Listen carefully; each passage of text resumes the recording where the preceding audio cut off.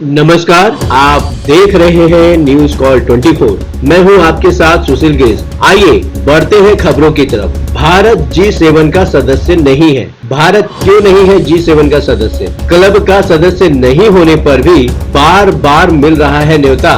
G7 को क्यों है भारत की जरूरत? आइए समझते हैं। इटली में G7 देशों की बैठक में हिस्सा लेने के लिए प्रधानमंत्री नरेंद्र मोदी भी आमंत्रित हुए हैं। दुनिया के 7 सबसे समृद्ध देशों के इस संगठन का भारत वैसे हिस्सा नहीं है, लेकिन वो लगातार मेहमान की तरह बुलाया जाता रहा है। आज हम जानेंगे कि हम क्यों नहीं बन रहे हैं G7 का सदस्य और क्या वजह है जो बाहरी होने के बाद भी हमें लगातार इनविटेशन मिलता रहा है। इटली के पुलिया में 15 जून तक G7 समिट चलेगा, जिसमें हिस्सेदारी लेने के लिए प्रधानमंत्री नरेंद्र मोदी भी पहुंचे हुए हैं। वैसे भारत G7 देशों का हिस्सा नहीं है, लेकिन उसके शिखर सम्मेलन में वो ज्यादातर समय बुलाया जाता रहा है। ये अपने आप में एक उपलब्धि ही है, लेकिन कई कारण हैं जिनके चलते हम दुनिया के सबसे अमीर इन 7 देशों के क्लब से आधिकारिक तौर पर अब भी बाहर हैं। साल 2023 में जापान के हिरोशिमा में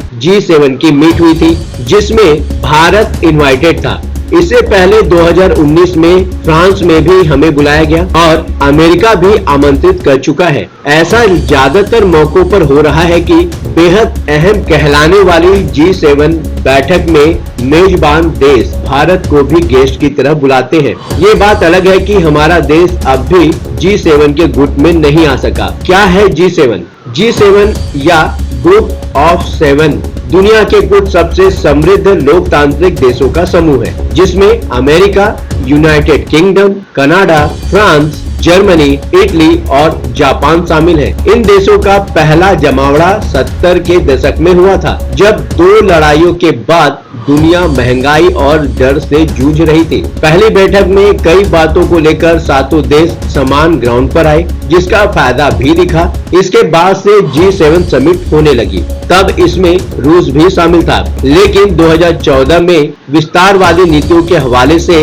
उसे इससे बाहर कर दिया गया। मेजबान देश को ये हक होता है कि वो ग्रुप के सदस्यों के अलावा कुछ और देशों को भी बुला सके। इटली ने भारत के साथ यूक्रेन, ब्राजील, अर्जेंटीना, तुर्की, UAE, केन्या, अल्जीरिया और ट्यूनीसिया को भी गेस्ट की तरह बुलाया है। उनके अलावा वर्ल्ड बैंक, IMF और UNA के चीफ भी आमंत्रित है। G7 भले ही दुनिया की सबसे उन्नत इकोनॉमीज का गुट माना जाता रहा, लेकिन ये पुराने समय की बात है। फिलहाल हमारी GDP $2.5 ट्रिलियन से भी ज्यादा के साथ 3 G7 देशों कनाडा, फ्रांस और इटली की संयुक्त GDP से ज्यादा है। वेस्ट में जहां इकोनॉमिक ग्रोथ की संभावना ठहर चुकी है, वहीं भारत में ये लगातार ऊपर जा रहा है। यही वजह है कि G7 देश इसे अपने से जोड़े रखना चाहते हैं। भारत को मिलते लगातार आमंत्रणों को देखते हुए अमेरिकी थिंक टैंक हडसन इंस्टीट्यूट ने कहा था,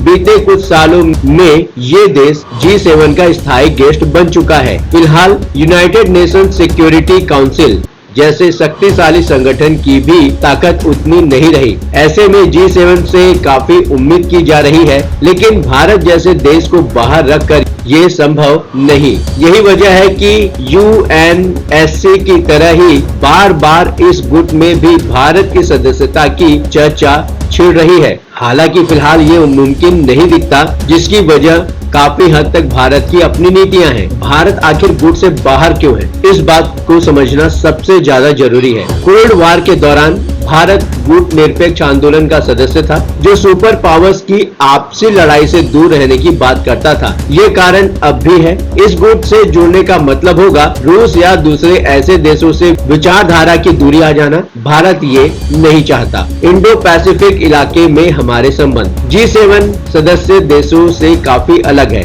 ऐसे में एक संगठन का हिस्सा बनना पुराने और अच्छे रिश्तों में दरार डाल सकता है। हम ह्यूमन डेवलपमेंट इंडेक्स के मामले में ग्रुप ऑफ 7 से पीछे हैं। यह वो इंडेक्स है जो जीवन काल, पढ़ाई और इनकम जैसे कारकों को देखता है। ये फर्क भी एक कारण है कि G7 देशों के गुट से भारत बाहर रहा। हमारे यहाँ प्रति व्यक्ति आय भी 7 देशों के क्लब से कहीं कम है। इकोनॉमिक बूम के बाद भी कहीं न कहीं आय की ये असमानता आड़े आ जाती है। ये कारण है जिसके कारण भारत G7 से बाहर है। भारत की तरक्की दिनों दिन बढ़ रही है। यही कारण है कि G7 की समिट जहां भी होती है वहां पर भारत को आमंत्रित किया जाता है। आप अपनी राय हमें कमेंट के माध्यम से बता सकते हैं। अभी तक आपने हमारे इस चैनल को सब्सक्राइब नहीं किया है तो कृपया इस चैनल को सब्सक्राइब करें, फॉलो करें और नोटिफिकेशन में जाकर ऑल का ऑप्शन दबाना बिल्कुल न भूलें। नमस्कार।